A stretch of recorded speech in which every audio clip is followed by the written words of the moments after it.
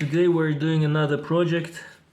The car body of our old RC car finally got broken. Finally, after years of driving our favorite RC car body broke into pieces after another speedy drive.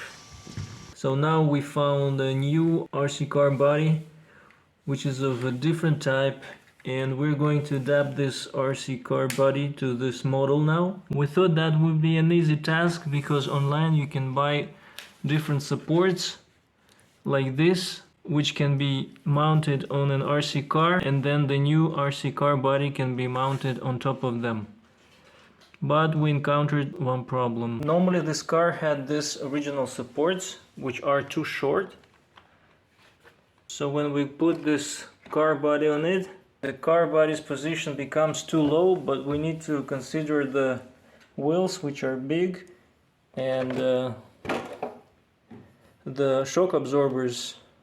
They have a lot of play here, so we will need to cut out the wheel arches, and then we will also need to put this car body higher so that the wheels don't hit the car body when the car jumps. So when we bought these new supports, we thought we would just easily replace them, but these new supports are a little bit smaller. The part that is supposed to be in here is wiggling too much, and even if I try to fix it with the screw, it's still playing too much. So the decision was to buy the metal bars like this and use some nuts to fix them so that they don't play around. Now we will decide at which height we're going to mount the RC car body, and then measure the distance between this point and the top part of the RC car body and cut this bar based on those measures. And then we will still be able to use these supports. This part that is used to fix the car body on the support, and this part will be used to keep those two metal bars together so that they don't play around when keeping the RC car body in its place. This is how we're going to mount the body on the chassis. It looks really nice now. This is going to be a totally new concept. We think that this car body may not be as durable as the original one, but we'll see. If the car turns upside down, we're not sure if this car body will survive or not, but we will test that.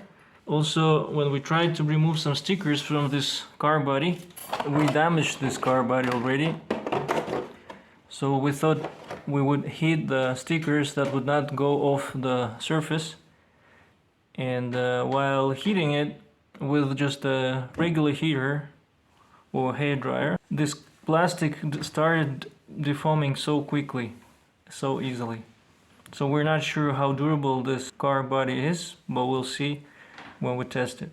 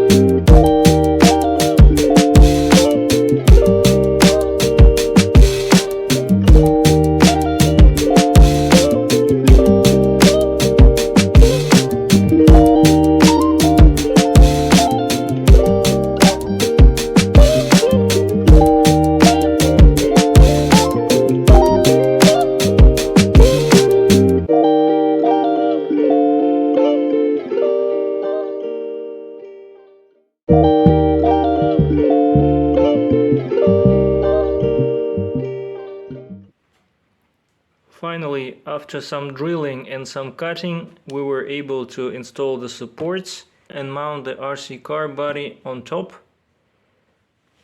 Now we need to cut out the wheel arches so that it doesn't interfere with the movement of the wheels. For that we're going to use black tape so that it can give us some idea about how it will look like if we cut it one way or another. So we will be putting black tape like this and see if it looks nice. If it looks nice, we will cut it out. The supports are adjustable. For example, now I noticed that the front part was too high, so I lowered it a little bit. To lower the support, you can release the bolts here and move the bar up and down.